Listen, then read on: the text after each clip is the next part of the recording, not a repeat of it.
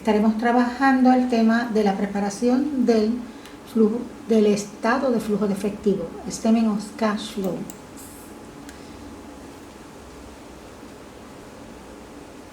Un estado de flujo de efectivo informa sobre los recibos de los efectivos y los pagos de efectivos de una empresa durante un periodo. Esta diapositiva muestra el formato habitual que se utiliza para preparar un estado de flujo de efectivo. Una empresa debe informar los flujos de efectivos de las tres actividades principales que son operacionales, de inversión y financiamiento. El estado luego muestra el aumento o la disminución neta de estas actividades y finalmente explica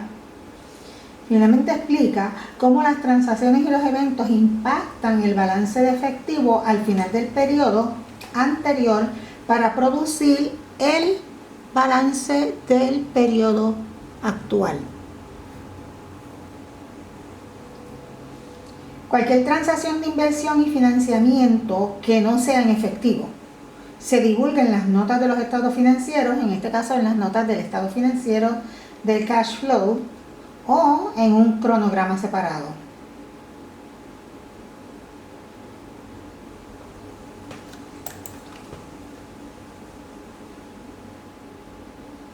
Bien, vamos a ver entonces los 5 pasos. ¿Cuáles son los 5 pasos que se deben llevar a cabo en la preparación del estado de flujo de efectivo? Número 1, vamos a calcular el aumento o la disminución en caja, en efectivo. Luego vamos a calcular informar el efectivo neto proporcionado o utilizado por las actividades operativas. Aquí. Tercero, vamos a calcular e informar el efectivo neto proporcionado o utilizado por las actividades de inversión. Cuarto, vamos a calcular e informar el efectivo neto proporcionado o utilizado por las actividades de financiamiento.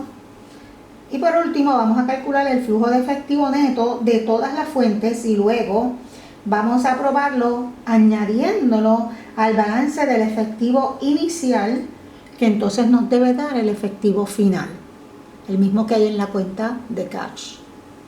Bien,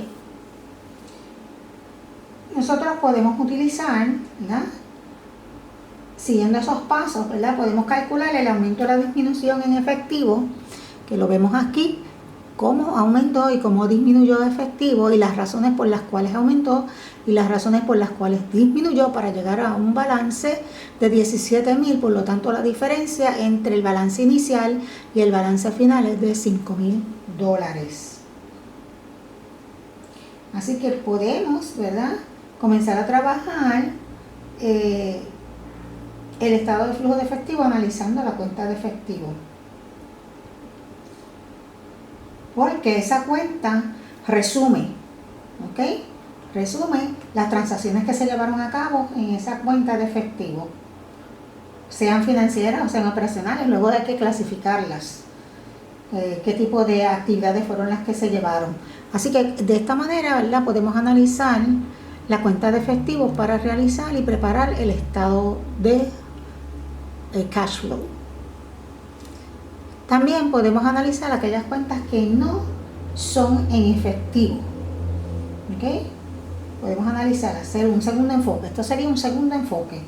Este segundo enfoque se utiliza para preparar el estado de flujo de efectivos y lo que se hace es analizar las cuentas que no son en efectivo.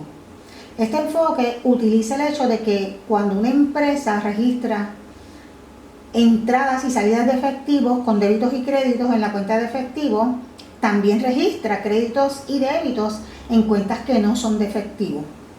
Muchas de estas cuentas que no son en efectivo son cuentas que pertenecen al estado de situación, al balance sheet, o cuentas que pertenecen al estado de ingresos y gastos, al estado de income statement. En resumen, todas las transacciones en efectivo eventualmente van a afectar las cuentas del balance no monetario. Por lo tanto, podemos determinar las entradas y las salidas de efectivo analizando los cambios en las cuentas del balance de situación, que son cuentas no monetarias.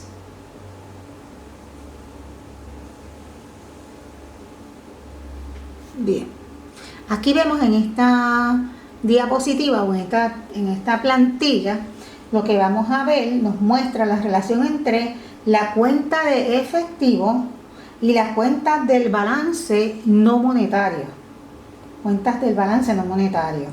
Lo que hacemos es lo siguiente, ¿verdad? Tenemos la ecuación contable básica, vamos a trasladar o vamos a pasar estos activos no monetarios a el lado derecho, por lo tanto nos quedarían en la tercera línea el efectivo, los cambios en efectivo únicamente, y en el lado derecho nos quedarían las deudas más el patrimonio menos los non-cash assets, los activos que no son efectivos, y ese cambio tiene que ser igual. El cambio en los activos que no son efectivos tiene que ser igual al cambio en caja. Bien, esta es otra manera de analizar lo que sucedió en la empresa, cómo se utilizó el efectivo para entonces poder preparar el estado de cash flow. ¿Qué necesitamos? ¿Qué necesitamos para la preparación de este estado? Pues bien, necesitamos el balance de situación, el estado de balance sheet o el estado de situación comparativo. Necesitamos el estado de balance sheet del año anterior y el del año corriente, así que vamos a comparar esas cantidades en estos estados. Necesitamos el estado de income statement o el estado de ingresos y gastos de este año corriente e información adicional. Bien, así que eso es lo que vamos a necesitar para poder trabajar el estado de cash flow.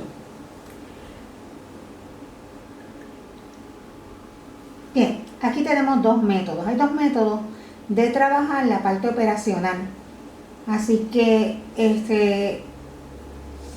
los flujos del efectivo proporcionados o utilizados por las actividades operativas se pueden informar de dos maneras, utilizando el método directo o el método indirecto. El directo y el indirecto. Cualquiera de los dos podemos utilizar de esos dos métodos para poder sacar cuál fue el balance neto, ¿verdad?, en las actividades operacionales. Así que solamente esto se va a aplicar a la sección de las actividades operacionales, no se va a aplicar a ningún otro tipo de actividades, ni las de inversión ni las de financiamiento. El método directo lo que hace es, este método va a enumerar los elementos o va a enumerar las partidas que proporcionan efectivo a la empresa y aquellas partidas en las que se utilizó el efectivo para llegar entonces al net cash provided para operating activities. El método indirecto lo que va a hacer es ajustar este net income a la cantidad de net cash provided para operating activity.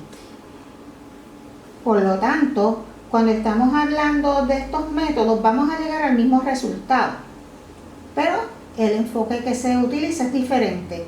En este método indirecto informa el ingreso neto y luego lo ajusta por los elementos necesarios para obtener el efectivo neto proporcionado o utilizado por las actividades operativas.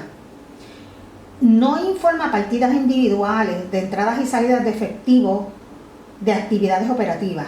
En cambio, el método indirecto informa, este método que está aquí, ¿ok? Este método informa los ajustes necesarios para conciliar el ingreso neto con el efectivo neto provisto o utilizado por las actividades. La diferencia en estos métodos es con el cálculo y la presentación de las cantidades, porque el resultado es el mismo. Se obtiene el mismo resultado en ambos métodos. FASB recomienda que se utilice el método directo, pero como no es una obligación, las empresas optan por utilizar el método indirecto, que encuentran que es más simple de llevar a cabo. Este próximo tema, Applying the Indirect Method of Reporting, lo vamos a utilizar o lo vamos a discutir en el próximo video.